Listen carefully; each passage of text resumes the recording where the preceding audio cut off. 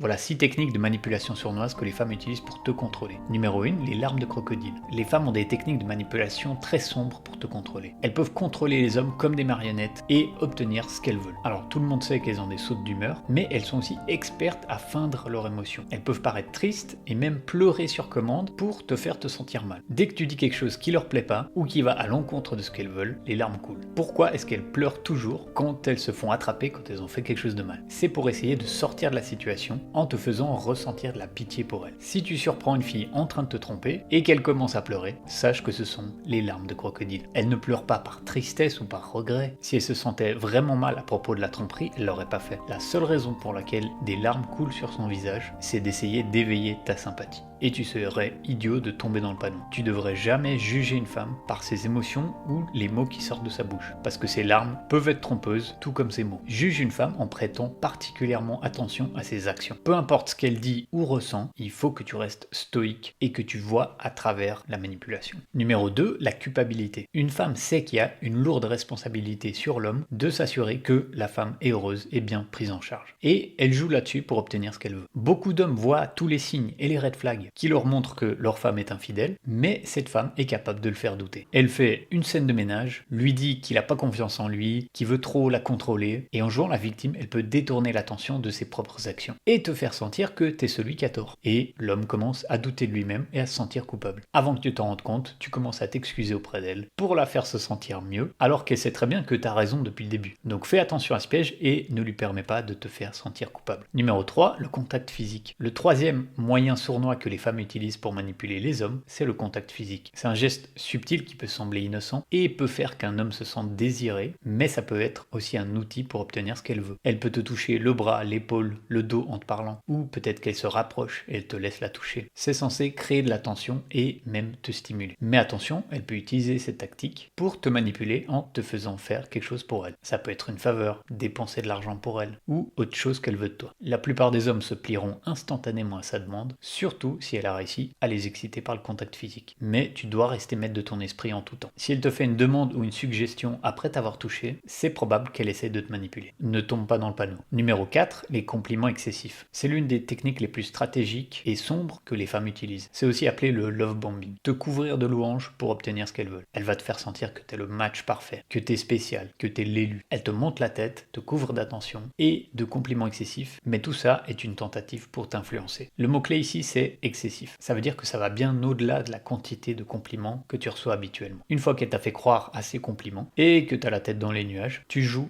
directement dans sa main. Et elle arrive avec une autre demande qui te prend par surprise. Cette tactique est souvent utilisée pour obtenir de l'argent d'un mec. Numéro 5, te faire prouver ton amour. Les femmes manipulatrices te diront constamment de prouver ton amour pour elles. T'as peut-être déjà entendu. Si tu m'aimais vraiment, tu ferais X, Y ou Z. Si tu m'aimes, tu devrais m'acheter X ou Y. Si tu m'aimes, tu devrais m'emmener en vacances. Tout ça fait partie de la manipulation pour obtenir ce qu'elle veut. Et même si c'est très facile à voir, c'est une tactique sale qui fonctionne bien pour la plupart des femmes. Beaucoup d'hommes ont vidé leur compte bancaire, tout ça pour prouver leur amour à des femmes. L'amour et la loyauté se prouvent par l'action et le caractère, mais pas en dépensant de l'argent sur un quelconque produit. Numéro 6, utilise tes propres mots contre toi. Les femmes utiliseront tes propres mots contre toi. Peu importe si tu lui dis quelque chose de très personnel, dès que ses émotions montent ou qu'elle veut te manipuler, elle va retrouver des mots que tu as dit dans le passé. Elles savent exactement ce que tu as dit, mais elles vont le déformer, y ajouter leur propre sens interprétation et te les renvoyer pour tenter de te blesser ou encore une fois d'obtenir ce qu'elles veulent. Certaines femmes sont des maîtresses de la manipulation lorsqu'il s'agit de tordre les mots ou de te mettre des mots dans la bouche que t'as pas dit. Donc ne tombe pas dans ce piège. Au moment où tu commences à essayer d'argumenter ou à essayer de justifier le sens de tes mots, c'est le moment où tu perds la partie parce que t'es rentré dans son jeu. Si tu veux plus de conseils, clique le lien sur mon profil.